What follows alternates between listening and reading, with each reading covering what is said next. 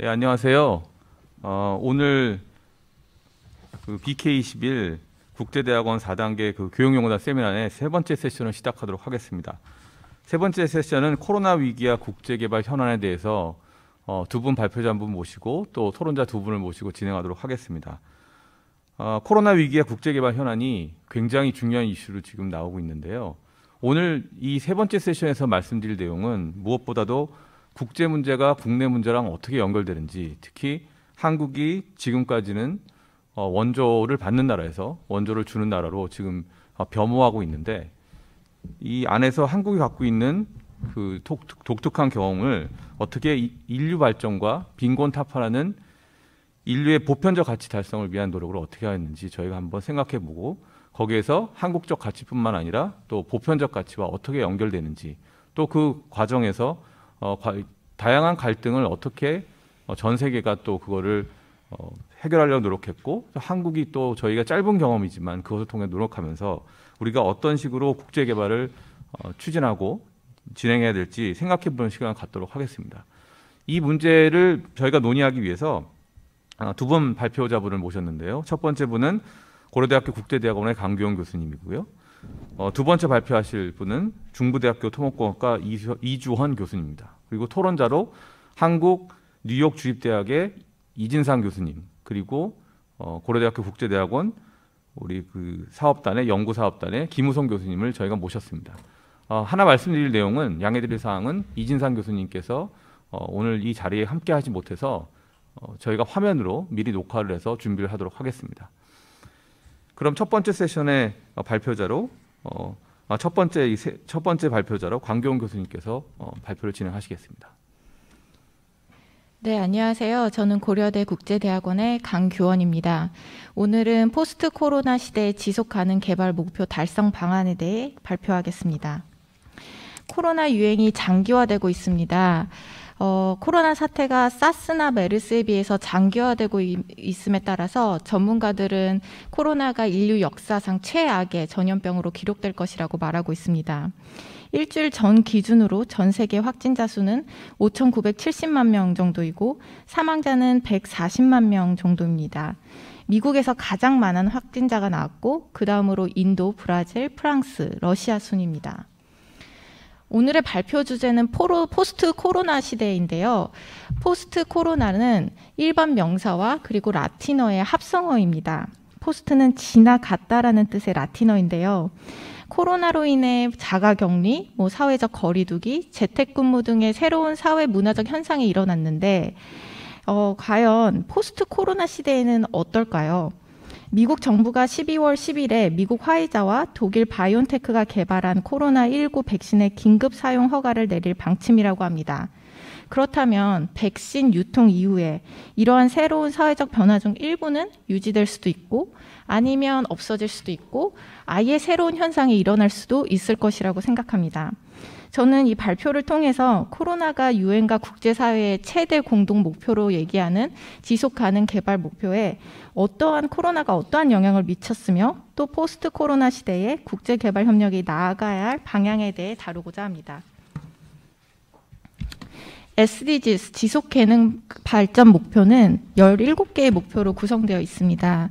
이 17개의 목표는 5개의 P로 구분할 수 있는데요. 먼저 people, 사람, prosperity, 번영, peace, 평화, partnership, 그리고 planet, 지구환경입니다. people과 peace, 이렇게 각 P에 어떠한 영향을 미쳤으며 그 결과 국제개발 협력에 어떠한 변화가 있을 수 있을지에 대해서 말씀드리겠습니다. 먼저 people과 peace를 보시면 저기 파란색과 보라색에서 보실 수 있다시피 디지털 정보 격차에 따른 양극화가 심화되고 사회 경제적 취약계층의 상황이 악화될 것입니다. 코로나는 비취약국, 비취약계층보다는 당연히 취약국, 취약계층에 더 큰 타격을 주고야 될 것입니다. 이에 공여국은 수원국을 대상으로 보건의료 및 디지털 정보 분야 지원을 확대하는 것은 물론이며 사회 경제적 취약계층을 대상으로 한 지원 강화의 노력을 해야 할 것으로 보입니다. 프로스퍼리티 관련해서 말씀드리겠습니다. 코로나는 선진국이든 개발도상국이든 상관없이 모든 국가에 발생한 비극입니다. 이로 인해서 탈세계화가 이루어지고 보호무역과 고립주의가 심화되고 서플라이 체인이 붕괴하였습니다. 따라서 개발 재원이 감소할 가능성이 커졌습니다. 이 개발 재원은 ODA뿐만이 아니라 FDI, 송금, NGO 증여 등 개발도상국의 발전을 위한 해외로부터 유입되는 자금을 의미합니다. 그다음에 플래넷과 관련해서 말씀드리자면 코로나 여파로 아무래도 단기적으로 봤을 때는 저탄소 사업을 위한 예산은 줄이고 코로나 확산 방지나 아니면 코로나로 인한 경제적 손실을 완화시키기 위한 사업에 주력할 것으로 보입니다. 하지만 장기적으로 생물 다양성 손실과 기후변화는 코로나보다 더 큰 손실을 일으킬 수 있다는 점을 간과해서는 안 됩니다. 더군다나 특히 코로나 확산 속에서도 경제활동이 줄였는데도 불구하고 이산화탄소 배출량은 줄지 않았다는 점을 잊지 말아야 할 것입니다. 따라서 지구의 천연자원과 기후보호를 위한 지원은 지속될 것으로 보입니다. 마지막 파트너십에 대해서 말씀드리겠습니다. 파트너십에 대해서 말씀드리기 전에 저기 한국 그린 뉴딜에 대해서 잠깐 말씀을 드리자면 지난 7월 문재인 정부는 코로나의 이 경제 침체를 극복하기 위해 한국판 뉴딜 종합계획을 발표했습니다. 여기엔 두 개의 크게 큰 핵심 골격이 있는데 하나는 디지털 혁신을 목표로 하는 디지털 뉴딜이고 다른 하나는 친환경 저탄소 전환 가속화를 목표로 하는 그린 뉴딜입니다. 이 정책은 국내뿐만 아니라 신남방, 신북방 지역을 포함한 개도국까지 정책 범위와 대상이 확대되어 있습니다. 마지막으로 파트너십 관련해서 말씀드리겠습니다. 코로나로 인해서 다자간 파트너십 그리고 글로벌 거버넌스의 문제점이 드러났습니다. WHO의 무기력한 대응, 그리고 글로벌 거버넌스의 구조적인 문제, 예를 들면 국제기구가 공공재 제공이 아니라 힘 있는 국가의 국익을 위한 사유제를 추구한다든지 아무도 책임지지 않는 글로벌 책무성의 문제들이 드러났습니다. 이로 인해 NGO의 역할이 강조되었는데요. 아무래도 NGO들은 현지의 접근성이 좋고 현지에 대한 이해가 높기 때문에 이들을 중심으로 한 사회적 글로벌 거버넌스의 중요성이 드러났습니다. 또 지역 파트너십이 더욱 활성화될 것입니다.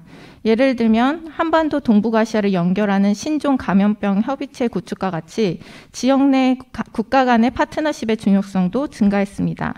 또한 이러한 상황 속에서 공공과 민간의 파트너십은 지속적으로 활성화될 것으로 보입니다. 저는 포스트 코로나 시대의 가장 큰 이슈를 딜리버리라고 두었는데요.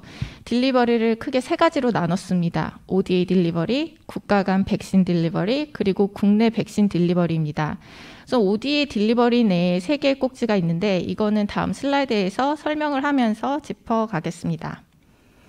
크게 ODA 딜리버리에서 가장 직접적인 영향이 있는 것은 아무래도 사람의 이동이 제한됐다는 것일 것입니다. 그래프에서 보시다시피 승객 운항, 화물 운송이 코로나 이후에 많이 줄어들었음을 확인하실 수 있습니다. 국제개발협력에 있어서 사업의 수행자뿐만 아니라 수혜자의 이동도 제한된 상태입니다. 예를 들어 코이카의 경우 사업 수행자는 개도국 방문 없이 원격 회의로 사업을 수행하고 있고 개도국 연수생들은 한국 방문 없이 비대면 교육을 받고 있습니다. 두 번째 ODA 딜리버리에서 얘기하고자 하는 포인트는 공여국의 경제 침체입니다. 코로나로 인해 공여국은 경제 침체를 경험하고 자국의 코로나에 대응하기에도 벅찬 상황에서 국제개발협력 재원이 줄어드는 건 어찌 보면 당연한 결과입니다. 세계은행 통계 자료를 보시면 지금 보시다시피 FDI나 아니면 송금이나 아니면 투자 추이가 코로나 이후에 많이 줄어든 것을 확인하실 수 있습니다.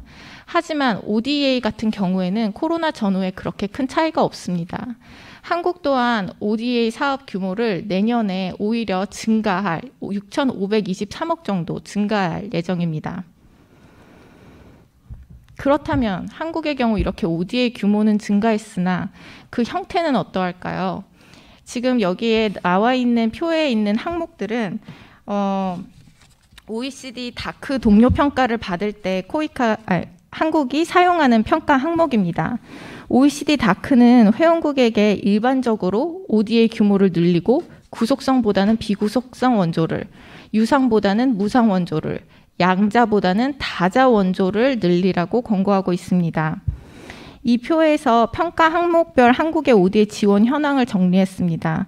현재 수출입은행 ODA 통계의 가장 최근 데이터가 2018년도라 19년도 데이터가 없는 점은 양해 부탁드립니다. 한국의 목표치 달성 현황을 보시면 총 ODA 규모를 제외하면 전반적으로 목표치에 가깝거나 이미 목표치를 달성했습니다. 총 ODA 규모 목표치는 2020년까지 GNI 대비 0.2%인데 18년도에는 0.14%에 그쳤고요. 이건 달성하기 쉽지 않아 보입니다. 비구속성 유상 비율을 보시면 목표치는 20년까지 55%인데 지금 약 45%이고 비구속성 무상의 경우 목표치가 20년도까지 95%인데 18년도 기준 89% 정도입니다. 이 두 비율 다 아직 목표치에 달성을 하지 못한 것으로 보이는데요. 코로나로 인해서 오히려 이 비율이 낮아질 것으로 예상합니다. 왜냐하면 K-방역을 대표하는 드라이브스루, 워크스루, 진단키트 등의 수출 활성화를 위해서 구속성 원조 비율이 높아질 수도 있다고 생각하기 때문입니다. 그 무상과 유상 원조 비율을 보시면 17년도까지 40대 60 비율을 목표로 하고 있는데요. 지금 18년도에 이미 무상 원조 비율이 60%, 목표치인 60%를 넘어서 거의 63%입니다. 그래서 국제사회나 아니면은 OECD 다크가 권고하는 60%를 이미 넘었지만 코로나로 인해서 아무래도 경제 침체를 경험한 국가인 한국도 유상 원조의 비율이 더 높아지지 않을까 생각을 하고요.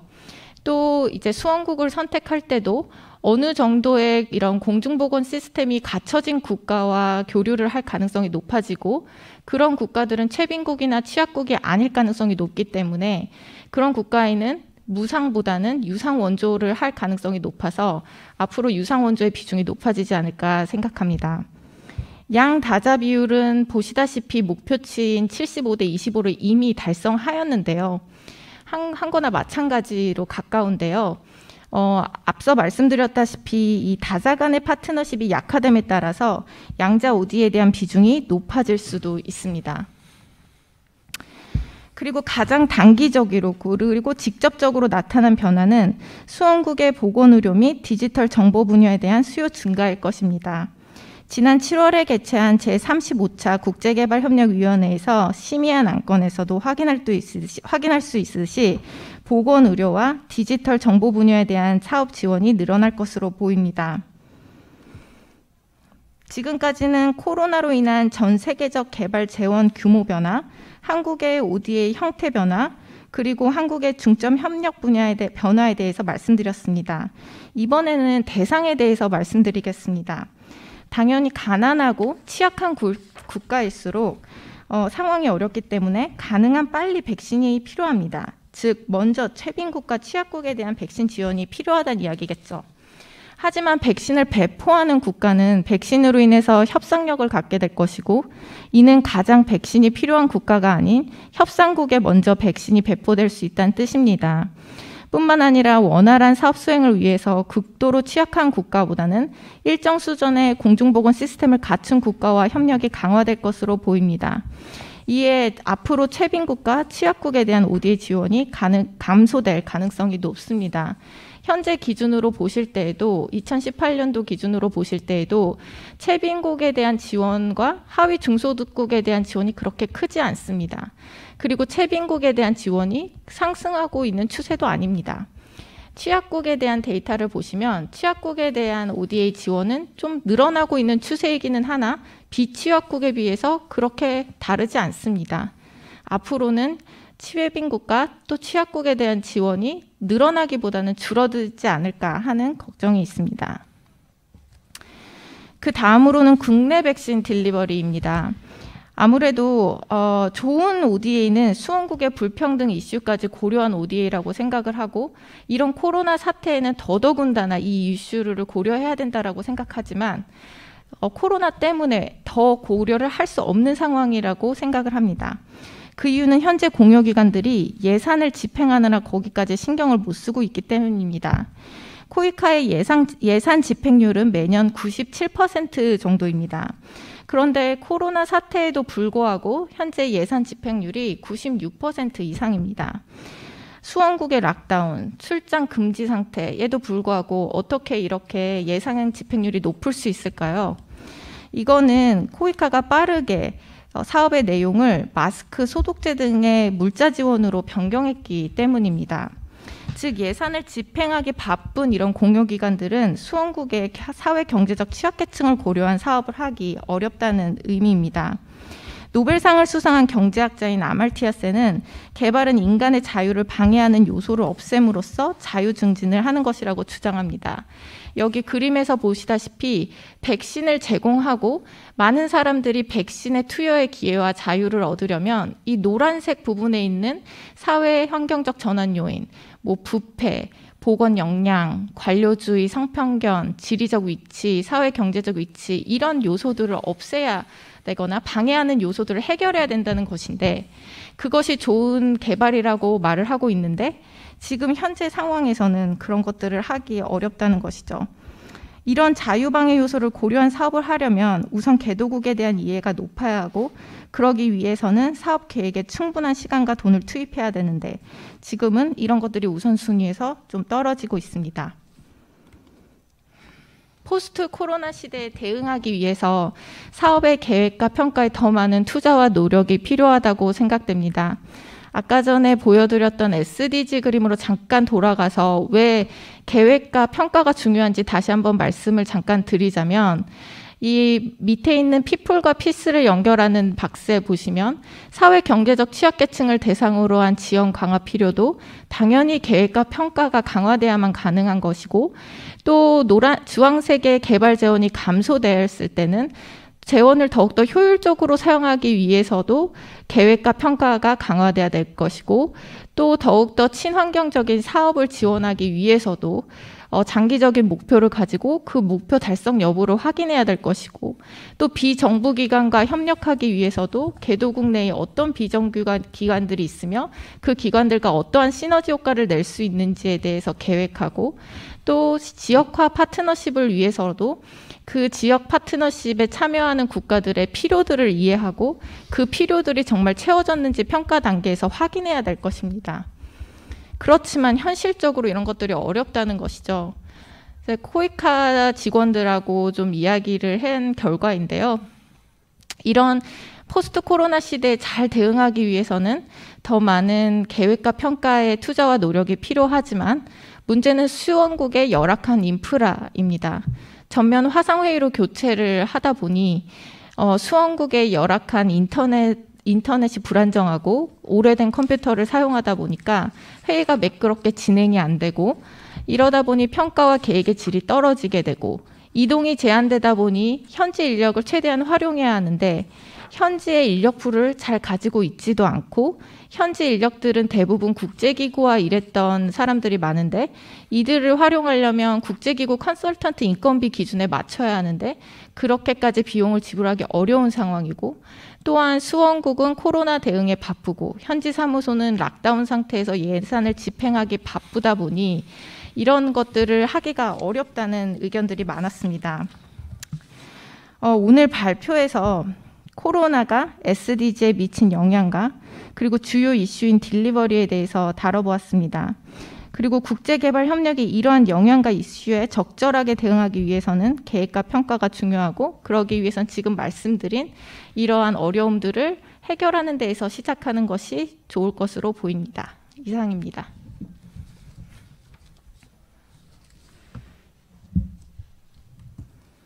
네, 감사합니다. 황교안 교수님께서 그 포스트 코로나 시대와 지금 국제개발 현안에 대해서 말씀을 쭉 해주셨는데요. 특히 이제 백신에 대해서 말씀을 해주시고 또 국제개발과 관련해서 어떻게 우리가 개선 방안을 찾아야 될지 한번 생각해보는 좋은 시간 가졌습니다. 그럼 다음 발표로는 중부대학교 토목공학과의 이주원 교수님께서 물과 위생 분야 국제개발의 역할과 숙제에 대해서 말씀을 해주시겠습니다. 이주원 교수님. 네, 반갑습니다. 중부대학교 토목공학과의 이주원입니다. 아마 오늘 이 세미나의 대부분의 발표자나 토론자분들께서 인문사회 또는 정치, 경제, 교육 전문가들이신데요. 저만 혼자 이렇게 엔지니어로서 참가를 하게 돼서 영광이고요. 좋은 자리에 초청해 주셔서 감사합니다. 저는 이제 국제 개발을 전공하는 여러 학생분들도 계시고 또 선생님도 계신데 저는 이 발표를 약간 좀 여러분들이 좀 공유할 수 있는 수준에다 좀 맞춰봤습니다. 이제 그런 차원에서 좀 봐주시고요. 공학자가 본 물과 위생, 앞서 강 교수님만 말씀하신 그 SDG 6와 관련되어 있는 분야인데요. 그 국제개발의 역할과 숙제라는 좀 제목은 거창한데요. 그런 내용을 구성해봤고요. 앞부분에서는 챕터 1에서는 좀 간단하게 정의를 좀 내려봤고요. 그 다음 챕터 2는 제가 좀 앞서 사회를 보시는 좌장을 보시는 이승호 교수님하고 좀 연구를 같이 한 부분이 있습니다. 그 연구 결과 일부를 보여드리고 3장과 4장이 제가 전달하고자 하는 메시지라고 보시면 되겠습니다. 일단 국제개발의 정의 부분인데요. 뭐 너무나 쉬운 단어이기 때문에 아마 요즘에 초등학교에서나 나올 법한 단어 수준이 아닐까 싶은데요. 그냥 우리나라 것만 생각을 하면 앞에 인터가 필요 없겠죠. 근데 이제 문제는 나라가 잘 사는 나라와 못 사는 나라가 있고 또 주는 나라와 받는 나라가 있게 됐습니다. 그러다 보니까 이제 앞에 인터라는 게 붙게 됐죠. 디벨롭이라는 건 사실 감춰져 있는 걸 드러내는 겁니다.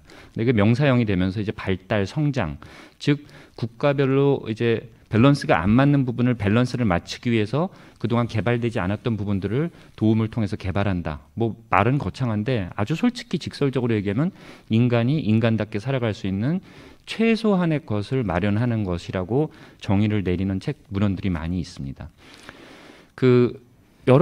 이거 외에도 아마 저는 사실 뭐 잘 모르겠지만 국제개발과 관련되는 커리큘럼에서 국제개발을 정의할 때 몇몇 정의들이 있는데 제가 그래도 가장 근사하다고 생각하는 게 저 depends approach인데요.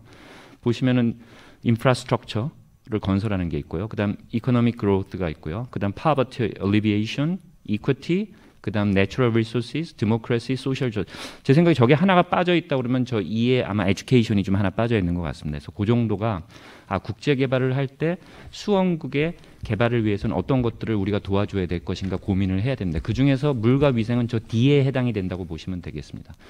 또는 N, natural resources가 되겠죠. 그래서 저런 것들이 바로 국제 개발의 정의다 이렇게 보시면 되고요. 저 여러 가지 각도에서 적용을 해야 하고 접근을 해야 온전한 국제 개발이 이루어질 수 있다고 생각을 합니다. 저 용어 제가 별로 좋아하지 않습니다. 사실 뭐 국제 개발하는 분들이 늘 쓰는 용어인데 글로벌 사우스, 글로벌 노트, 리치 노트, 그다음 푸어 사우스. 저는 별로 좋아하지 않는데 저 브랜드 라인이라는 게 상당히 오랜 기간 동안 국제 개발의 어떤 잣대로 사용이 되어 있고요. 저 위쪽에 있는 리치 노트는 공여국이 되고요. 푸어 사우스는 이제 수원국의 개념으로 사용이 되고 있는데 사실 저거는 1980년대부터 저 선을 없애야 된다.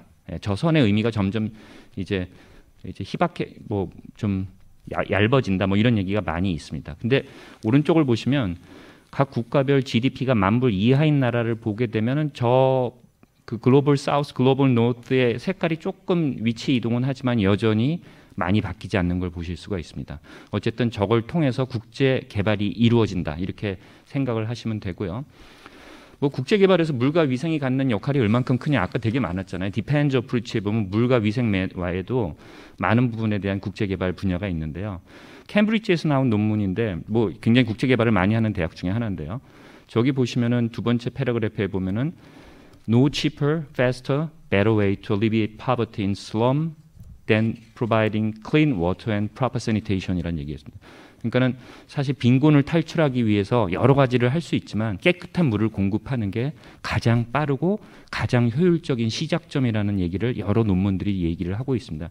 제일 마지막 줄을 보게 되면 저 사우스 아프리카에서 했던 논문인데요. 한 5년간 했던 것 같아요. 그 지난 5년간 저기다 투자했던 걸 통해서 얻은 그런 뭐 문맹률의 탈피 또는 모텔러티의 어떤 부분들 이런 것들이 지난 30년 동안 인도에서 했던 것보다 훨씬 더 좋은 효과를 얻었다.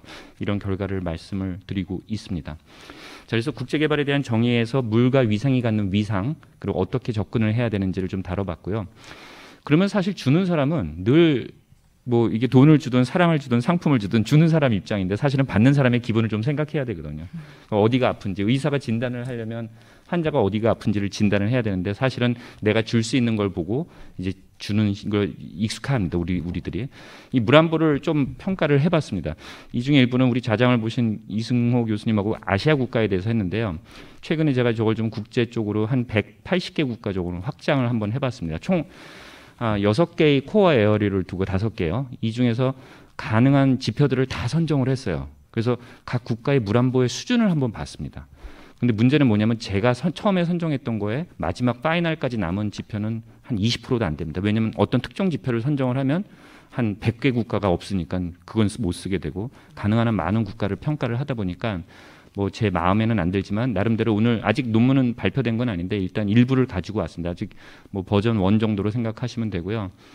첫 번째 소셜 이쿼티라는 거는 어떻게 하면 국민들이 깨끗하고 안전한 물을 공급받을 수 있는가, 그리고 그 나라에 얼만큼 많은 수자원이 있는지, 그런 지표들을 저기 왼쪽에 보면 인디케이터가 있는데요.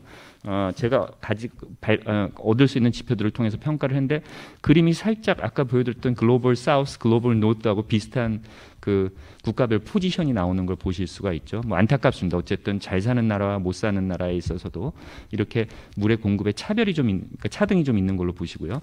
두 번째 에어리어는 이제 이코노믹 이피션시인데요. 저거는 같은 양의 물을 사용해서 얼만큼 많은 부가가치를 생산할 수 있느냐를 평가한 겁니다.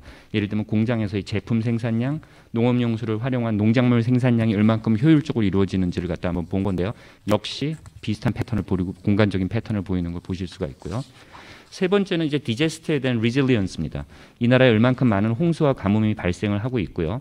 그다음 그 홍수와 가뭄을 막기 위한 뭐 인프라스트럭처가 얼마나 좋은지, 또 강계 홍수를 얼만큼 많이 공급하고 댐을 얼마나 많이 가지고 있는지를 평가를 한 건데요.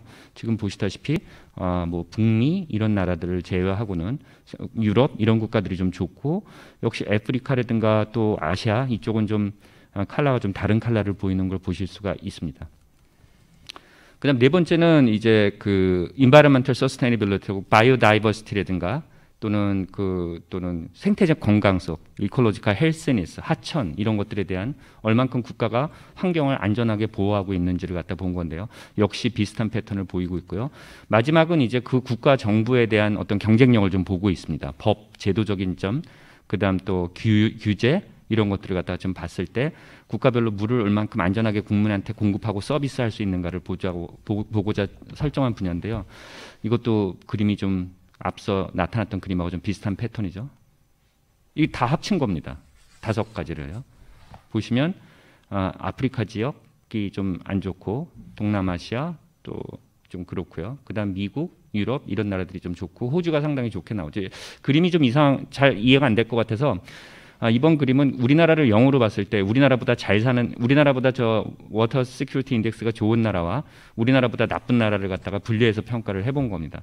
이렇게 보시면 훨씬 더 정확하게 이제 분리가 되는 걸 보실 수가 있습니다. 그래서 근데 제가 이 그림을 왜 보여드리냐면 저 파이널 프로덕트를 보여드리려고 보여드린 건 아니고요. 원조를 할 때 디멘전, 그러니까 1번 영역이 안 좋은지, 뭐 생공용수가 안 좋은지, 아니면은 뭐 물안보의 환경성이 좀 처지는지 이런 것들을 정확히 국가별로 이해를 하고 이 나라에는 이런 분야를 원조를 해주는 게 훨씬 좋겠구나, 이런 걸 좀 진단하는 차원에서 활용할 수 있을 것 같아서 한번 좀 보여드렸습니다. 자, 아까 보여드렸던 글로벌 그 노스와 글로벌 사우스의 어떤 그림하고 제가 좀 연계해서 보여드리면 저게 이제 하루 수입이 $2, 2011년 화폐 기준으로 평가를 해봅니다.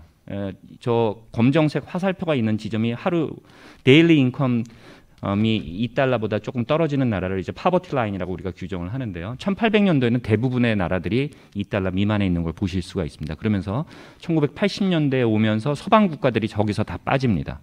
하지만 여전히 아시아 국가와 아프리카 국가가 파버티 라인의 왼쪽에 있는 걸 보실 수가 있고, 지금 2020년이 된 시점에서는 아시아 국가들도 저 파버티 라인에서 거의 다 빠져나오고 있는 시점이고요. 여전히 남아있는 반도는 아프리카 대륙이 아직 남아있는 걸 보실 수가 있습니다. 그래서 이 갭이 점점 줄어들고 있고, 아까도 말씀드렸듯이 그 브렌트 라인에 대한 재설정이 좀 필요한 시점이 아닌가, 이런 생각을 좀 한번 해봤습니다. 그래서 원저도 앞으로 좀 저런 걸 보고 우리가 줄 수 있는 나라보다는 줘야 되는 나라를 선정을 해서 어떤 분야에 대해서 국제 개발을 협력을 해야 되는지를 좀 고민할 시점이 아닌가 봤습니다.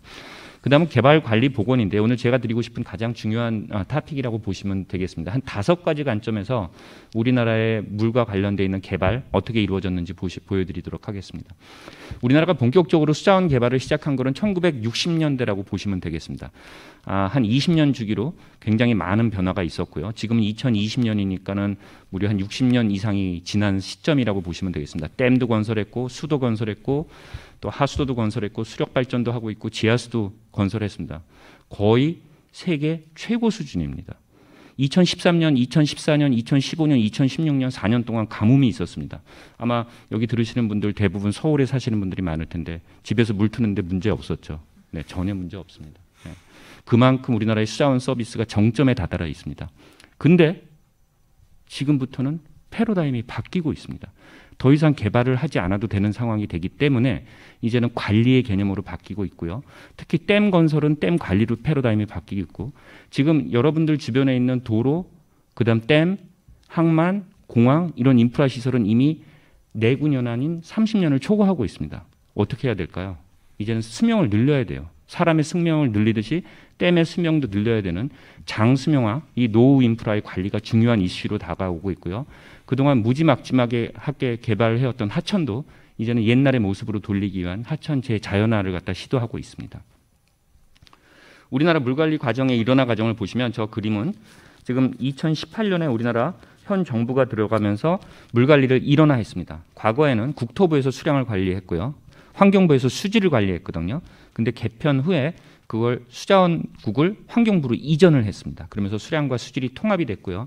저 수자원국 가운데 빨간색으로 제가 쉐이딩을 해놓은 수자원 개발과라는 게 있죠. 지난 60년간 우리나라의 수자원 개발을 전담했던 기구인데 지금은 없어졌습니다. 없어지고 지금 남아있는 건 수자원 관리과가 남아있는 걸 보시고 그다음 물산업 경을 앞으로 좀 협력을 해서 앞으로 물을 산업화해서 삼성의 반도체와 같은 물산업을 육성하겠다. 이런 이제 기조가 들어가고 있는 거라고 보시면 되겠습니다. 우리나라 경제 개발과 수자원 개발을 보시면요. 저거 보시면 지금 우리나라가 지금 3만 불을 넘었죠. 저 파란색 라인이 경제가 저렇게 급격하게 지금 트렌디하게 올라가고 있는 걸 보시는 반면에 제일 위에 있는 오렌지 라인을 보시면 저게 우리나라 총 물 수요량이거든요. 1990년대 후반을 기점으로 해서 조금씩 감소하는 거 보이시죠? 가장 감소량이 큰 거는 초록색 라인인데 저게 농업용수입니다. 농업용수가 이제 더 이상 사용을 줄이고 있어요. 네, 농지 면적이 계속 급격하게 줄고 있습니다. 저도 요즘에 하루에 2끼밖에 안 먹다 보니까는 좀 쌀 생산량을 늘려야 되는데 약간 좀 주는 것 같아요. 아무튼 농업용수가 저렇게 들기 때문에 더 이상 이제 물이 필요한 퍼실리티를 더 이상 건설하지 않아도 되는 그런 상황이 됐고요. 지금 근데 이제 첫 번째 토픽은 그 수자원 개발에서 관리를 전환한다는 패러다임을 말씀드리고요. 두 번째 토픽은 물 분야 ODA인데요. 아까 ODA에 대해서 강 교수님이 잘 말씀을 하셨지만 우리나라는 제조업에 있어서는 세계 탑 5 안에 들어갑니다. 네, 뭐 자타가 공인하는 분야죠. 근데 우리나라 물시장 규모에서 세계 물시장 규모에서 우리나라가 차지하는 비율을 보시면 제가 지금 잘 안 보이지만 하여튼 굉장히 랭킹이 밑에 빨간색으로 떨어져 있는 걸 보실 수가 있고요. 아무래도 저걸 우리나라가 빨리 선점하기 위해서 물산업 육성과가 만들어져 있고 ODA만 보게 되면은 지금 제가 알기로는 저 숫자도 제가 잘 보이지만 일본에 비해서 우리나라의 ODA 물 분야 ODA는 5분의 1밖에 안 됩니다. 네, 형편없는 수준이죠. 지금 많이 좀 따라가는 걸로 제가 알고는 있지만 그 우리나라 물 분야 ODA 또 물산업 육성을 통해서 우리가 국제 개발에서 앞으로 얼만큼 앞서 가야 될지 이런 것들도 우리가 좀 고민해야 될 분야가 아닌가 그런 생각을 해봤고요. 다음 하천 개발의 역사인데요. 지금 보시다시피 굉장히 심하게 훼손돼 있습니다. 뭐 하고 있죠? 복원하고 있죠. 어디까지 복원을 해야 될까요? 옛날의 모습으로는 절대 갈 수 없습니다. 남대문이 불이 났었죠. 복원을 한다고 그랬죠. 복원을 했지만 옛날 원형의 모습으로 갈 수 없습니다. 그럼 우리는 선택을 해야 돼요. 어디까지 복원할 것인가. 청계천의 모습 지금 보이죠? 네, 왼쪽이 1970년대의 청계천이고요. 오른쪽이 지금의 청계천입니다. 저 빨간색 데메이지드 리버가 원래의 모습으로 돌아가는 걸 레스토레이션이라고 영어로 표현하고요. 그걸 복원이라고 얘기하지만 복원은 갈 수 없습니다. 결국 두 가지 옵션이 있는데요. 하나는 휴먼 베네핏으로 사람들한테 유익한 복원을 갈 수가 있고요. 또 하나는 이코시스템 베네핏으로 생태계에 유리한 복원으로 가는 방향이 있습니다. 선택은 우리의 문제입니다. 과연 청계천이 답안이냐? 그렇지는 않습니다. 하지만 오답이냐? 그렇지도 않습니다. 결국은 선택이 문제이기 때문에 저 정책은 두고두고 끊이지 않는 논쟁이 가고 있습니다. 그래도 어쨌든 저 왼쪽 그림보다는 지금이 우리가 훨씬 더 청계천을 즐기기엔 좋은 상태죠. 네, 그렇게 보시면 되고요. 약 지난 7, 8년 동안 환경부에서 하천을 복원하기 위해 2조 원이 넘는 돈을 썼습니다. 보통 하나의 하천의 복원 비용으로 사용되는 게 제가 정확한 통계는 아니지만 작게는 200억, 많게는 400억을 씁니다. 보시다시피 많은 뉴스에서 아직도 문제가 많습니다. 그러면 복원을 어떤 식으로 가야 될지. 여러분들 집 근처에 있는 하천도 아마 생태하천 복원을 했다는 하천들이 많을 텐데 여러분이 느끼는 감정은 어떤지 한번 고민해 볼 시점이 아닌가 생각이 되고요. 자, 네 번째는 제가 이제 재해적인 관점으로 좀 여러분들한테 메시지를 전달해 드리고 싶은데요. 제가 좋아하는 문구를 여기다 한번 달아봤습니다. 한번 같이 읽어보겠습니다. 인류는 다른 생태계와 마찬가지로 그 지역 기후에 평균치 정도의 물만 있으면 재해를 당하지 않고 살아가는 법을 알고 있습니다. 어느 나라나 마찬가지입니다. 아프리카의 연평균 강수량이 400mm고요. 대한민국의 연평균 강수량이 1450mm지만 아프리카의 400mm는 그 나라에 충분한 물 공급이 될 수도 있습니다. 자, 그렇기 때문에 홍수와 가뭄은 그 지역의 평균치에 대한 진함과 부족분을 기준으로 평가해야 된다. 따라서 그 평균의 의미를 우리가 정확히 알고 국제 개발에서도 저런 개념을 좀 우리가 알아야 되는데 문제는 저 평균치가 깨지고 있다는 거죠. 네, 그게 바로 기후 변화라는 겁니다. 과거의 평균이 지금의 평균이 아닌 상황이 돼버리고 있습니다. 또 오늘 토론자로 나오신 우리 김우성 교수님의 전공 분야이기도 하지만 네, 도시개발, 네, 이제는 도시 재산으로 가고 있습니다. 우리가 과거의 난지도가 지금의 저 미디어 센터로 거듭날지 아무도 몰랐었죠. 네, 이제는 개발보다는 이런 재생, 관리, 이제 보전 이런 걸 갖다 우리가 한번 생각해봐요. 국제 개발도 이게 우리가 지금 개발만 할 게 아니고 우리가 1960년대에 물을 개발할 때 우리가 2020년의 모습을 상상하지 못했습니다. 이렇게 물이 안전적으로 공급할지 아무도 몰랐겠죠. 그렇기 때문에 수원국에게도 좀 미래지향적인 개발을 좀 고민해보고 시작을 하는 게 어떨까 그런 차원에서 말씀을 드렸습니다. 마지막 분야인데요. 이제 물 분야의 미제와 국제 개발의 숙제에 대해서 말씀을 드리도록 하겠습니다. 이건 좀 저희 쪽에 치우쳐서 제가 좀 말씀을 드릴 텐데요. 저기 보면 23 unsolved problem인 하이드롤로지가 이제 워터 리소스의 한 학문 분야 중에 하나거든요. 저게 작년에 이제 IH에서 하이드롤로지컬 저널 사이언스에 나와가지고 아주 선풍적인 인기를 얻고 그 많은 조회수를 기록할 만큼 물 분야에 23개 미제를 개발을 했습니다. 저도 역시 저걸 번역을 해서 제가 우리 수자원학회 회원들한테 이제 발표도 하고 그랬거든요. 근데 저게 어떻게 나왔을까요? 저게 어떻게 나왔냐면요. 저 데이빗 힐버트라는 아주 세계적인 독일 수학자죠. 저분이 1900년도에 세계 인터내셔널 컨그레스 오브 매스매틱스에서 저 23 unsolved problems in mathematics를 갖다 발표를 합니다. 저 때는 사실 23개가 아니었습니다. 근데 저게 엄청난 센세이션하는 수학계의 어떤 붐을 일으켰어요. 그래서 20세기 후반부는 저 데이빗 힐버트, 이게 뭐 다비드라고 얘기를 하더라고 독일 사람들. 데이빗 힐버트의 저 난제를 해결하는 거. 예를 들면 우리가 알고 있는 페르마의 정리 또는 리만 가설 이런 것들을 해결하고 있었어요. 지난 100년간. 이 중에 10개는 완벽히 해결을 했고요. 7개는 부분적으로 해결이 됐고 그다음 4개는 2개는 아직도 미개 해결 상태고 4개는 저 데이빗 힐버트가 문제를 잘못 냈다고 얘기를 하고 있습니다. 네. 하지만 아직도 문제를 해결하기 위해서 많은 학자들이 저기에 매진을 하고 있습니다. 저 23 unsolved problem in water resources and hydrology는 저 4개의 국제 학회 굉장히 큽니다. 회원들이 뭐 한 3만 명이 넘는 학회 4군데서 매년 국가별로 IHS, EGU는 비엔나, AGU는 샌프란시스코 이렇게 돌아가면서 저 학자들이 다 모여서 서로 의제를 내고 저 4가지 분야입니다. 홍수와 가뭄, 스노우 앤 아이스, 스케일, 그다음 워터 퀄리티 이 분야에 대해서 과연 우리의 미제는 무엇일까? 어떻게 해결을 해야 되는가를 가지고 계속 한 5년 동안 회의를 합니다. 그렇게 해서 발표한 게 23개의 예제고요. 이거는 좀 여기에 적합하지 않은 것 같기도 하지만 그래도 제가 그냥 놨습니다. 그 기후변화와 관련돼서 4가지 문제를 언급을 하고 있고요. 그 다음 또 이제 그 스페이스 베리어빌리티, 그러니까 유역의 스케일 문제에 대해서 4가지 미제를 개발을 했고요. 그 다음 홍수와 가뭄이 왜 특정 지역에서만 계속 발생하는지 3가지가 있고요. 그 다음 이 수자원이 또는 수문학이 사회와 어떻게 연계를 해야 되는지 왜 아직도 적정하지 않은지 이런 23개의 문제를 발표를 하게 됩니다. 자, 근데 가장 큰 이슈는 바로 저 기후변화입니다. 즉 뭐냐 지금 뭐 대청댐이 넘치지 않게 하기 위해서 뭐 200년 빈도로 설계가 돼 있다. 근데 그 200년 빈도의 홍수량이 지금은 기후 변화로 인해서 100년 빈도, 50년 빈도밖에 안 되는 상황이 돼 버리는 거죠. 그래서 저 기후 변화의 저 트렌디를 정확히 이해하고 해야지만 저런 문제들을 해결할 수 있습니다. 기후 변화는 무엇이냐? 결국 저 얘기를 하고 있습니다. 스테이셔너리가 죽었다. 이제 정상성은 끝났다. 기후는 계속 변화한다. 평균이 계속 변화하고 있다는 얘기죠. 그래서 앞서 뭐 바이든도 많이 나왔는데 제가 저 두 분의 유명한 사인을 캡처해 가지고 왔습니다. 트럼프와 김정은이 싱가포르에서 사인을 했던 거죠. 저 두 분이 누가 스테이셔너리하고 누가 난 스테이셔너리한가요? 뭐 성격을 물어보는 건 아닌데 저 사인을 보면 누가 스테이셔너리하고 누가 난 스테이셔너리한지 볼 수 있습니다. 네, 트럼프는 우리가 예상한 것 같고 다리 좀 스테이셔너리하죠. 네, 근데 김정은의 사인은 국무위원장의 사인은 약간 난 스테이셔너리한 걸 보여주고 있습니다. 자, 그럼 국제 개발은 어떨까요? 제가 전 논문들 읽어봤습니다. 네, 에이드는 죽었다. 더 이상 에이드가 필요 없다. 네, 이런 얘기도 있고요. Long live aid. 과연 국제 개발의 숙제는 무엇인지 한번 심각하게 고민해볼 시기가 아닌가. 저는 그런 생각을 한번 해봅니다. 자, 제가 이제 드리고 싶은 제언은 우리 엔지니어들이 사실 국제개발 전문가들하고 같이 굉장히 국제개발 사업에 많이 참여를 하는데요. 사실 언어의 문제가 많습니다. 네.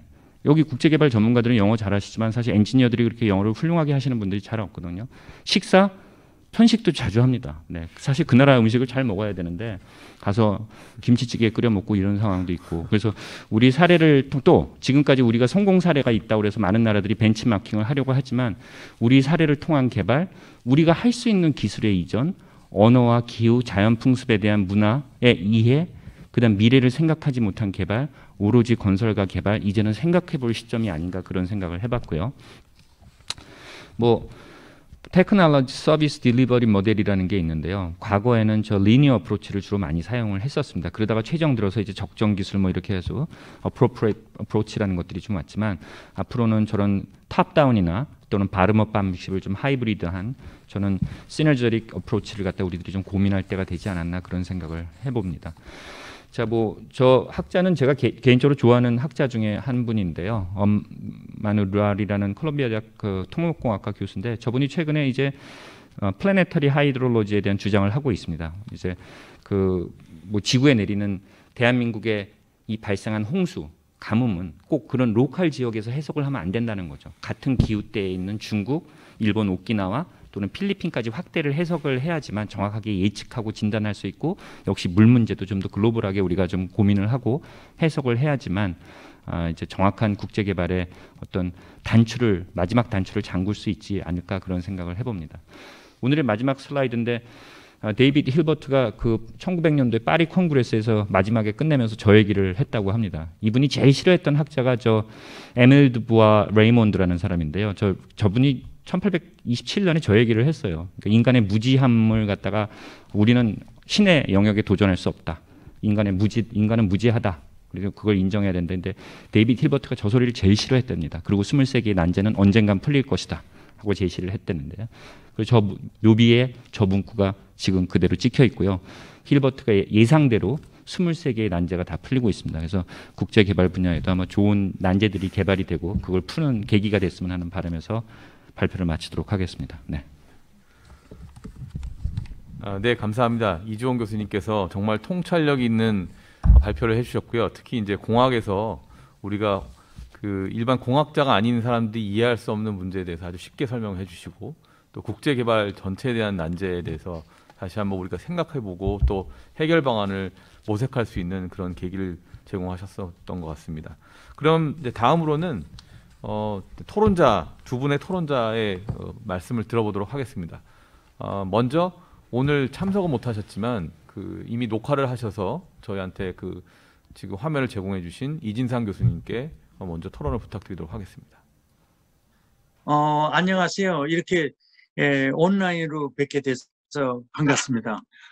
제가 오늘 부탁을 받은 거는 이게 두 분의 프레젠테이션이 있는데 거기에 대해서 좀 코멘트를 해줬으면 해서 제가 우리 국제대학원의 강규원 교수님하고 중부대학교의 이지원 교수님 발표하신 내용인데 그 뭐 발표는 제가 듣지는 못하고 PPT 자료를 보고 몇 가지 생각나는 대로 이렇게 말씀을 올리도록 하겠습니다.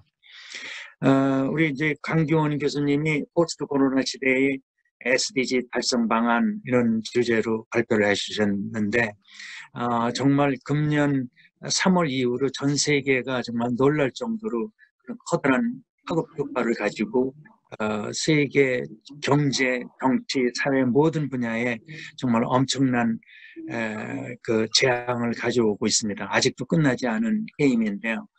이런 거에 비추어서 지난 2016년 이후에 국제사회가 추진하고 있는 SDG가 어떻게 될지에 대해서 주제를 가지고 발표를 하시는 거에 대해서 굉장히 의미가 있다고 생각이 합니다.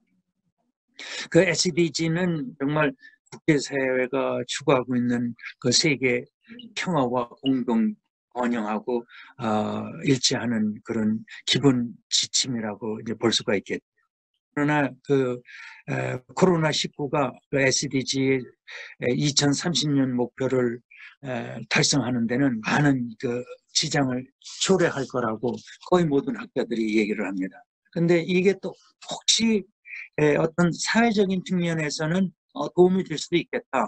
왜냐하면은 그동안에 SDG를 준비하는 과정에서는 코비드-19 같은 거를 어떻게 우리가 오지 않는 어떤 사태에 대해서 그런 그 기대를 못하고 그거는 어떤 컨틴전시 플랜 같은 거가 있어야 됐었던 거 아닌가 이렇게 또 얘기하는 학자들의 얘기도 들었습니다.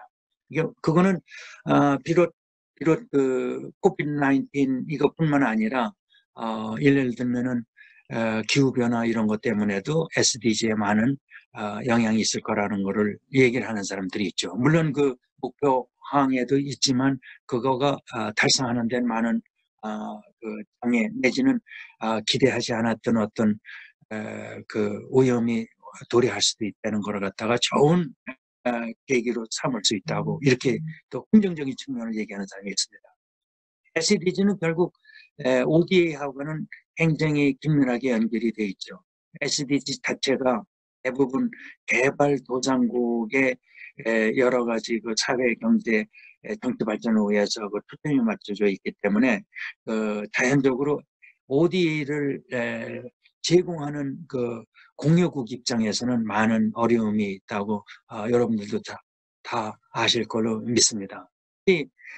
금년 초에 계획했던 많은 사업들이 대부분 연기 또는 대폭도 하게 됐고요. 또 영향을 많이 그 전환을 함으로써 본래의 그 계획을 제대로 달성하기 어려운 그런 사업들이 정말 수없이 많고 그건 강기훈 교수님의 하신 내용 중에 그 6번째 쪽에 이렇게 잘 나와 있고 그런 여행 조치 이런 것 때문에 서로 교차 방문도 안 되고 그러다 보니까 자연적으로 ODA 사업을 추진하는 데는 많은 지장이 초래하게 된 거죠. 우리나라는 ODA 예산이 2021년에는 4조 793억이라고 지금 예산이 올라가 있습니다. 그래서 7쪽에 보시면은 그 강 교수님께서 6,235억이 작년 대비 증가했다는 거하고 또 한 가지는 비구속성 원조가 증가한다는 것을 잘 명기를 하셨습니다. 우리가 국제사회에서 특히 이제 OECD 다학에서 지적받은 것 중에 하나가 구속성 원조가 너무 많은 거 아니냐. 또 한국도 공여국 같이 비구속성 원조 포존을 많이 늘렸으면 좋겠다. 이런 권고를 여러 차례 받았죠. 그리고 이제 우리나라의 ODA를 보면은 이제 보건의료 분야에 많이 집중하고 있고요. 특히 코비드-19 이후에 각 부서별로 보건의료 계통에 어떤 방법으로 해서 사업을 더 전개할 수 있는지에 대해서 많은 노력이 있었습니다. 함에도 불구하고 여러 가지 난관은 많이 아직도 생존하고 있죠. 11쪽에서 보시면은 이제 수원국에 대한 이제 국내 백신 딜리버리에 대해서 이렇게 말씀을 하셨는데 이게 쉽지 않은 거죠. 뭐 오늘도 제가 보도에서 보니까 파이저에서 개발한 그 백신을 영국에서 아마 대량 구입을 해서 저 환자들한테 이렇게 에, 국민들한테 저 백신을 제공하려고 그러는데 그게 리버를 하는데 마이너스 80도씨인가에 굉장히 그 조짐을 해야지 되는 것 때문에 그런 그 로지스틱의 문제가 있어서 웬만한 국가 같으면은 그걸 제대로 유통하기가 쉽지가 않을 거다 이런 거를 얘기를 들었습니다. 다만 이제 또 다른 그 백신이 나오면 더 용이하게 되겠죠. 결국 그런 백신이 여러 가지 제약 조건 때문에 일부만 그 혜택을 받는 거가 아닌가 이런 생각을 해봤습니다. 또한 그 TB 쪽에서는 이제 수원국 인프라 및 인력 부족 이로 인한 그 장애 발생 등이 또 ODA 사업에 많은 어려움이 있다 이런 걸 말씀하셨는데 저도 전적으로 동감하고요. 결론적으로 말씀드리면은 포스트 코로나 사태 이후에 SDG의 수행은 더 어렵게 되지 않겠느냐. 물론 이제 보건의료 쪽에는 일부 조금 옛날에 그 원래 계획보다는 좀 나아질 수도 있겠죠. 워낙 많은 이제 여긴 그 관심의 그 초점이 거기도 있기 때문에 그런데 함에도 불구하고 일반적으로 사회나 경제 개발 또는 정부의 가버넌스 뭐 오멘 이슈에서 많은 것들이 다 많은 난관에 봉착하게 되지 않을까 이런 생각을 해봅니다. 또 한국의 ODA가 코로나를 너무 효과성 극대화에 이제 전력 도구를 해야지 되는데요. 우리가 가지고 있는 그런 장점이라고 그러면은 정보통신 분야의 강국 또는 이제 보건의료 체제가 잘 구축이 되어 있는 거를 다른 그 수원국에 접목을 한다면은 그 ODA의 효과성을 그 이제 효과성을 기대하는데 많은 도움이 되지 않을까. 그래서 그런 도움이 곧 SDG 달성에도 연계가 되지 않나 이런 생각을 해봤습니다. 강 교수님 내용에 대해서는 그 정도로 코멘트를 하고요. 다음에는 이제 이지원 교수님 발표 내용이 공학작업은 물과 위생 분야 국제개발의 역할과 숙제. 이게 좀 저한테는 좀 생소하고요. 저는 사실은 이승호 교수님이 물에 대해서 전문가시고 저는 그냥 국제개발 방법론이라고 그럴까요. 그렇다면 경제, 교육, 과학기술 이쪽에 이제 되게 초점을 두고 이제 또 연구하고 일해 왔는데요. 그 제가 아는 범위 내에서 몇 가지 이렇게 말씀을 드리겠습니다. 물과 위생은 제가 이해하기에도 그 우선은 물의 안전한 세이프티 워터가 그 국민 건강에 직결된다는 걸 갖다가 아마 모든 분이 다 잘 아실 겁니다.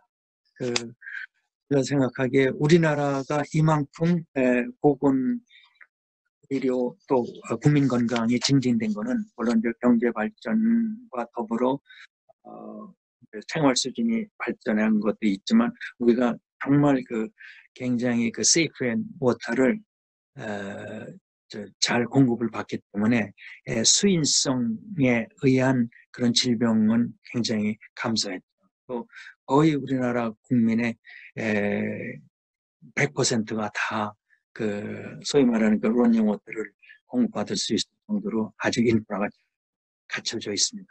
수도원 정책 또는 관리는 정말 세계적으로도 모범 사례라고 볼 수가 있습니다.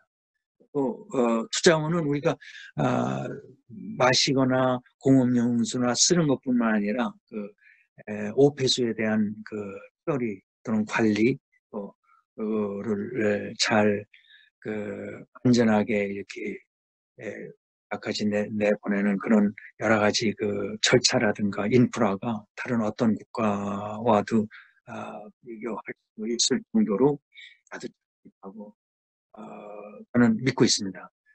제가 참고로 말씀드리면은 탄자니아의 사업 중에는 하수도 관련 큰 프로젝트가 여러 개가 있습니다. 나도 마찬가지겠지만 특히 우리나라가 그동안에 좁은 그 면적에서 뭐 한강의 그 업스트림으로 보면은 뭐 16개 그 다목적 댐이 있다고 이렇게 들었는데 그건 벌써 몇 년 전 일인데 그건 한 20여 개는 있을 거로다가 생각이 됩니다. 그렇게 그 강수량이 불규칙함에도 불구하고 안전하게 세이프 워터를 공급받고 공업용수도 다 제공할 수 있는 그런 거가 다 그동안의 그 수자원 관리에 정부 차원에서 많은 노력이 있기 때문에 가능하지 않았나 이런 생각을 합니다.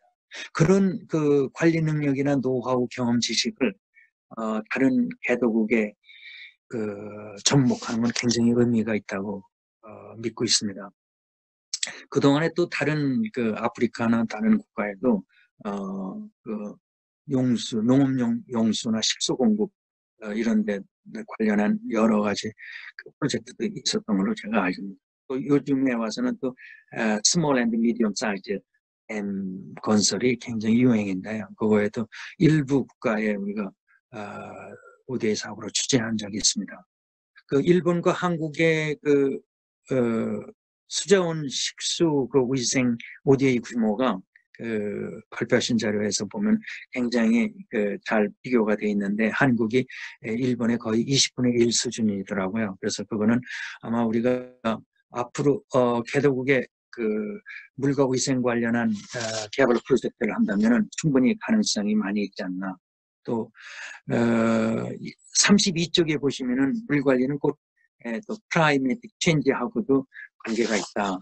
근데 그게 이제 어떻게 연관이 되어질지는 저는 아이디어는 없습니다. 만약에 뭐 이주원 교수님께서 아이디어를 가지고 계시다면 또 나중에 답변해 주시면 고맙겠고요.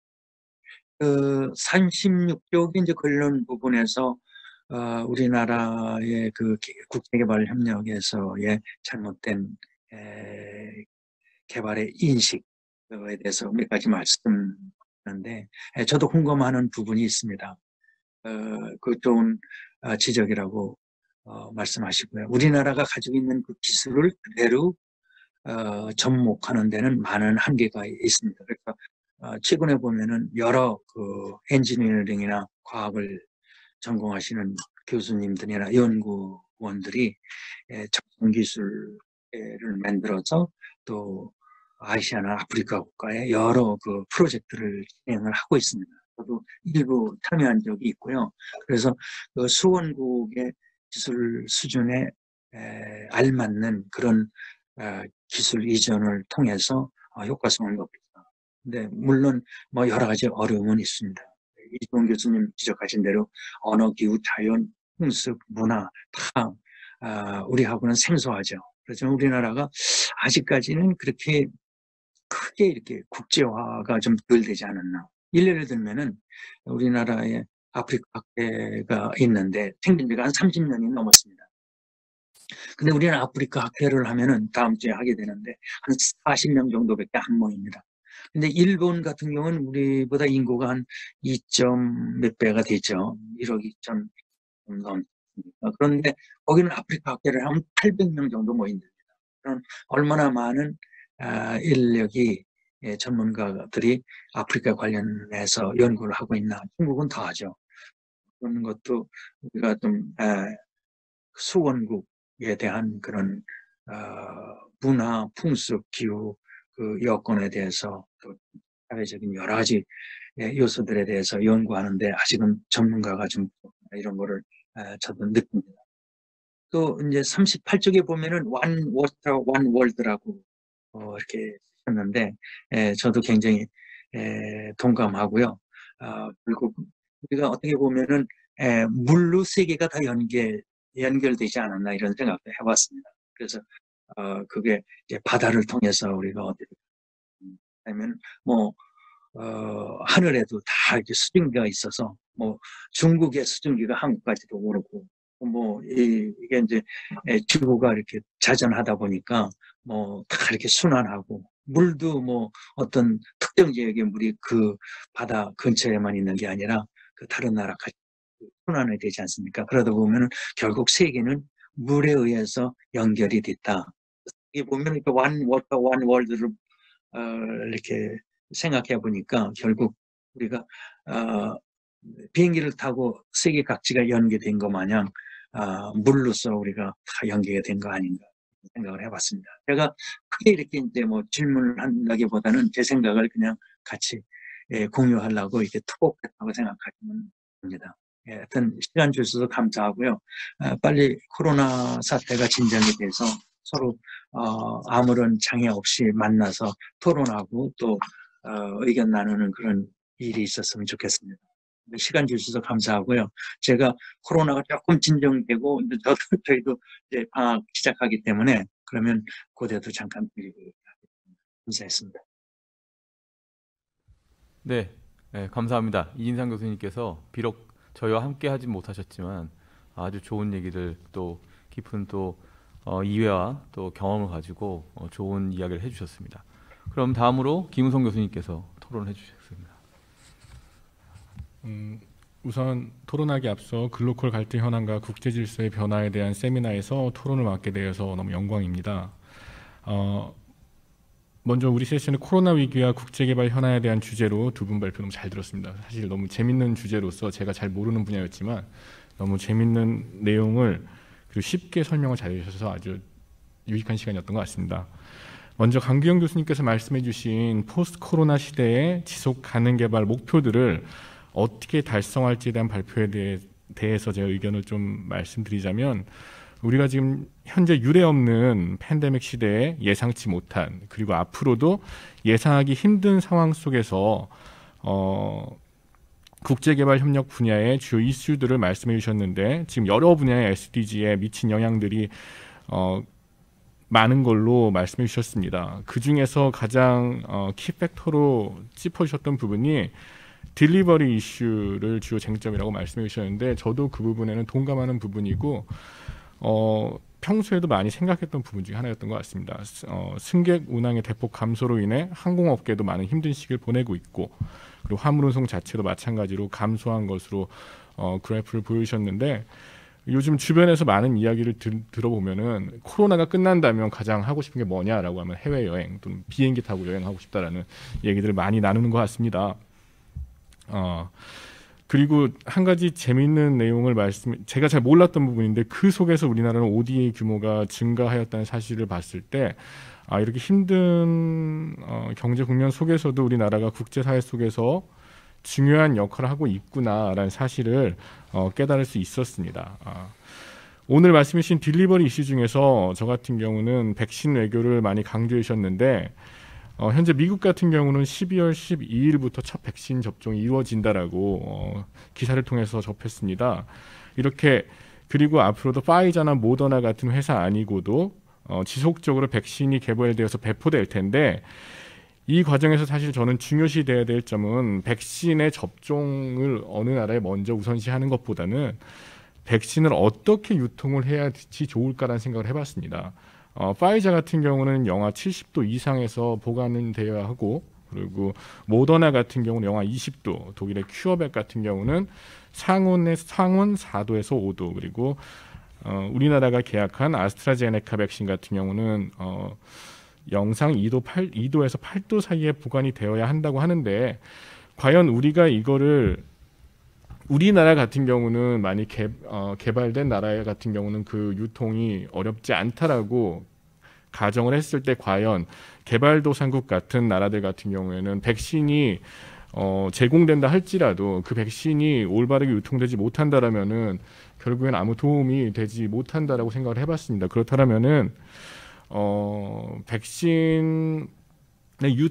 백신만 주는 것이 아니라 우리가 도움을 줄 때 콜드 체인 시스템 같은 거를 같이 도움을 주고 구축하는 데 도움을 주고 그 도움을 주기 앞서 각 나라들이 콜드 체인 시스템을 얼마나 구축하고 있는지 여부에 대해서 먼저 파악하고 나아가야 될 것 같다라는 생각을 해봤습니다. 그리고 이주원 교수님께서 말씀하신 공학자가 본 물의 위생 분야에서의 국제개발의 역할과 숙제에 대한 발표에 대해서는 사실 처음에 제목만 딱 보고 봤을 때 제가 두 가지를 놀랐습니다. 발표 자료 보고 첫 번째는 생소한 내용이어서 놀랐고 두 번째는 많은 슬라이드 양에 놀랐습니다. 근데 오늘 발표하실 때 사실 제가 내심 조금 슬라이드가 많은데 시간이 오버되지 않을까라는 걱정을 했지만 그 너무나 정말 명확하게 귀에 쏙쏙 들어오게 정확한 시간 내에 그걸 다 설명해 주셔가지고 제가 오늘 너무 재미있게 들었습니다. 그 중에서 물 안보라는 단어가 저에게 좀 크게 다가왔던 것 같습니다. 사실 왜 그러냐면은 평소 때 물에 대한 연구는 그냥 수질 연구만 한다라고 생각을 많이 했고 왜 그랬을까? 왜 제가 살면서 물에 대해 이렇게 무관심했을까라고 생각을 해보니 주변에 사실 물이 너무 풍족했던 것 같습니다. 마시는 물도 부족하지 않고 우리가 다니는 곳마다 다 물이 있기 때문에 물의 부족함에 대해서 전혀 느끼지 못했고 그리고 돌이켜 생각해 봤을 때 어린 시절에 과연 물을 사 먹는다는 거에 대해서 한 번도 생각을 해본 적이 없었습니다. 근데 지금은 우리는 물을 사 먹고 있고 정수기를 이용해서 물을 마시고 있고 수돗물을 통해서 그냥 바로 먹지는 않거든요. 사실 뭐 끓여 먹지도 않고 그만큼 물이 지금 많이 중요해졌는데 편한 삶에 좋은 나라에 살다 보니까 그거에 대한 그 연구에 대한 중요성을 전혀 못 깨닫고 있었던 것 같습니다. 그렇다면 우리가 더 큰 관심을 가져야 되는데 우리만 편하게 살 것이 아니라 우리가 과연 다른 나라들한테 원조 같은 걸 도와줄 때 어떻게 접근을 해야 그 도움을 줄 수 있을까라는 생각을 해봤던 것 같습니다. 사실 현 시대에 우리가 먼 미래로만 공상과 책으로만 봤던 마스크 착용 현실화가 사실 지금 이루어지지 않았습니까? 그렇다면은 앞으로 오랜 시간이 지나지 않아 현재 유통되고 있는 정수기 필터가 달린 물통이 그냥 필요에 의해서 쓰는 몇몇의 사람만 쓰여지는 것이 아니라 그것도 이제 필수 아이템이 되지 않을까, 소지품이 되지 않을까 이런 생각도 해봤습니다. 이러한 물 분야에서 우리가 연구하기 위해서 이종 교수님께서 말씀하신 것처럼 무분별하게 개발 우선시 되는 전략이 사실 저는 도시 계획을 한 사람으로서 무분별하게 개발하는 전략보다는 아까 말씀하신 리스토레이션이라든가 회복에 초점을 두는 개발이 중요하며 나아가서 그 회복뿐만 아니라 그 preservation, 보존 역시도 우리가 중요한 숙제라는 생각이 들었습니다. 이러한 숙제를 잘 수행할 시에 사실 물로 연결되어 있는 아까 그 이진상 교수께서 말씀하셨는데 one world, one water이라고 말씀하셨던 것 같은데 물로 연결되어 있는 온 세계에 우리가 큰 도움을 줄 수 있는 정책이라든가 우리가 그 아까 국제개발의 난제라고 말씀하셨는데 과연 우리가 어떻게 잘 나눴으며 모두가 공평하게 물을 잘 이용할 수 있는지에 대한 그런 난제로 생각할 수 있을 것 같고 아까 말씀하신 것처럼 계획만 하는 것이 중요한 것이 아니라 모든 정책을 펼 때는 계획을 통한 평가 역시도 냉정하게 평가되어서 우리가 되짚어서 그 뒷부분에 아까 말씀하신 resilience 우리가 어떻게 해서 계속 잘 재생할 수 있는지에 대한 생각을 가지면 좋을 것 같다라는 생각을 해보았습니다. 네, 감사합니다. 예, 그 김우성 교수님께서 좋은 토론을 해주셨고요. 저희가 시간이 지금 얼마 남지 않았는데 지금 유튜브를 통해서 질문이 여러 개 들어왔습니다. 근데 제가 이 중에서 하나씩만 골라서 발표자분들께 답변을 1분 안에 하시는 걸로 부탁을 드리겠습니다. 첫 번째 질문은 강경 교수님께 나온 질문인데요. 지금 코로나 사태로 지금 ODA 관련해서 여러 가지 문제점이 있고요. 또 거기에 대해서 새로운 방향으로 ODA를 해야 되는데 그런데 그러면 지금 우리가 앞으로 해야 될 것이 핀셋 지원하는 것이 효과적일지 아니 포괄적 지원이 효과적일지 거기에 대해서 지금 질문이 하나 나왔고요. 그리고 이주원 교수님께는 한국의 수질개발 관리 기술이 개독을 위해서 ODA 형태로 지원된 성공적인 사례가 어떤 것이 있는지 한번 이해를 간략히 들어주시면 좋겠다 하는 질문이 있었습니다. 강경 교수님 먼저 말씀해 주시죠. 네, 우선 질문 감사드리고요. 제가 생각했을 때 지금 현재 항상 강조되고 있는 것이 포괄성이라고 생각을 합니다. 그러니까 저희가 원조를 줄 때 어떤 특정 그 위치에 있는 사람들에게 원조를 주는 것이 아니라 모든 사람들에게 원조를 줘야 하고, 원조를 줄 때에도 그냥 공여국 혼자서 주는 게 아니라 다양한 주체들과 협력을 해서 줘야 하고, 이 포용성이 굉장히 강조되고 있다라고 생각을 하거든요. 근데 제가 그 부분들을 이렇게 하기 위해서 어떻게 해야 되냐라는 거를 항상 고민을 많이 했었어요. 그러니까 사업이 수행될 때 3가지 단계가 있는데, 계획하고 그다음에 수행하고 평가하는 단계가 있는데, 실질적으로 한국에서는 수행에 굉장히 많은 비중을 두고 그것에 비해서 계획과 평가에는 굉장히 적은 시간과 돈을 투자합니다. 그렇게 되다 보니까 사실은 아까 김 교수님께서 말씀하신 바와 같이 어떻게 딜리버리를 하냐라고 했을 때에도 현지의 상황을 알아야 되고, 그 나라에 어떤 NGO들이 있고 어떤 협력 체제가 있고 주체가 있는지를 알아야 하는데, 그걸 알지 않고 먼저 뛰어든다는 것이 문제가 되는 거라고 생각을 합니다. 그래서 뭐 포괄적인 지원이냐 핀셋 지원이냐라는 것에 보다 더 중요한 것은, 우리가 어떻게 이 코로나에 대응을 하기 위해서는 어떤 방식으로 ODA를 줘야 하며, 그 방식을 제대로 수행하기 위해서는 우리가 집중해야 될 것이 무엇이고, 그 집중에 방해하는 요소들을 먼저 없애는 게 우선적인 과제가 아닐까 생각합니다. 네, 감사합니다. 이종 교수님. 네, 그 이제 수질 개선 해외 사례를 소개시켜 달라고 이제 질문이 들어왔는데요. 뭐 제가 수질 개선 사업에 직접 참여한 내용을 소개해드리기보다는, 앞서도 이진상 교수님께서 그 아프리카 탄자니아의 수질 개선 사업 이런 것들이 국제 협조를 통해서, 원조를 통해서 잘 진행이 되고 있다 이런 말씀을 드리는데요. 사실 기본적으로 먼저 말씀을 드리면, 수량이 해결이 안 되면 사실은 줄 물이 없는데, 물의 퀄리티를 생각하는 건 이제 그 다음 단계에 들어가게 됩니다. 그래서 일단 대부분의 국제 원조의 물과 관련되어 있는 이슈는 일단 풍족한 물을 먼저 확보를 하고요. 그걸 깨끗하게 공급하는 것들이 지금 진행이 되고 있고요. 이 수질 개선과 관련해서는 미국이 아니라 유엔에 보면은 유엔 워터라는 국제 기구가 있습니다. 거기 굉장히 뭐 FAO, WMO, 유네스코 이런 것들이 있거든요. 유네스코 IHP라는 데가 있습니다. 인터거버먼털 하이드롤로지컬 프로그램인데, 회원국이 한 195개국 정도 되고 물과 관련되어 있는 세계 이슈를 해결하는 주요 기구 중에 하나입니다. 우리나라도 굉장히 큰 도너 중에 하나고요.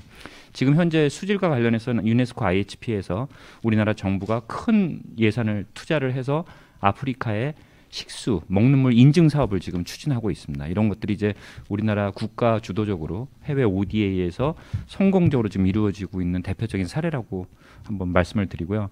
더 많이 있습니다. 근데 시간 1분만 하라고 그랬기 때문에 이제 이 정도에서 가름하도록 하겠습니다.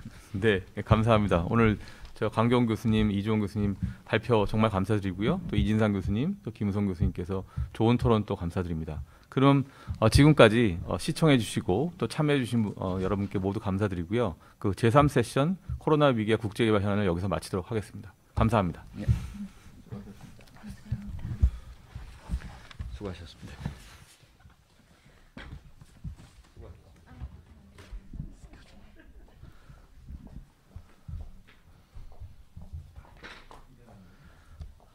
네. 장시간 오늘 계속된 우리 세미나에 참석해서 발표해 주시고 토론해 주시고 그리고 시청해 주신 모든 분들께 감사드리겠습니다.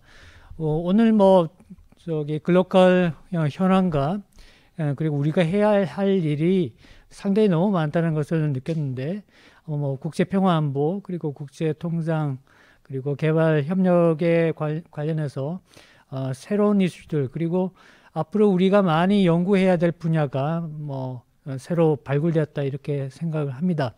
이런 연구 분야들이 저희 국제대학원 교수님들만 해야 되는 건 아니고, 당연히 우리 국제대학원에 재학하고 있는 우리 학생들하고 같이 협력을 해서 우리 BK21 사업의 어떤 연구 주제로서 열심히 같이 교수님들과 함께 일을 해 주시면 좋을 것 같고요. 특히 오늘 국제 평화안보, 통상 그리고 개발협력의 좋은 발표와 또 훌륭한 그리고 토론을 해주신, 그리고 또 시청을 끝까지 해주신 모든 분들께 감사드리고, 오늘 이 성공적인 개최의 뒤에는 저희 BK21 사업단의 신경림 교수님, 그리고 뭐 김우성 교수님, 그리고 백선우 교수님 너무너무 감사드리고, 정지원 선생님도 감사드리고요. 그리고 우리 연구조교 모든 학생들에게 감사드립니다. 앞으로도 이게 지금 제가 첫 모임이지만 사실은 뭐 다음 주에 이제 뭐 종강을 하고 여러분들 이제 기말고사 기간으로 갈 텐데 겨울 방학 중에도 다양한 형태의 어떤 그 뭐 세미나라든지 특강이라든지 여러 형태의 어떤 모임을 지금 생각하고 있습니다. 그래서 BK21 국제학 교육연구단에 대해서 많은 관심을 계속해서 가져주시길 바라고요. 오늘 듣고 계시는 뭐 국제대학원 학생들 특히 앞으로 뭐 논문을 쓴다든지 우리 교수님들하고 같이 이제 연구를 할 주제를 발굴하는 데 있어서 BK21 우리 사업단이 많은 도움이 되었으면 그런 바람을 가지고 있습니다. 앞으로도 많은 관심 부탁드리겠습니다. 감사합니다.